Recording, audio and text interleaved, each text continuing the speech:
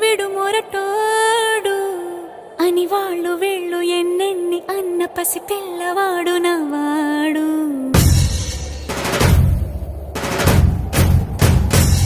విడు ముండోడు అని ఊరు వాడ అనుకున్న గాని మహారాజు నాకు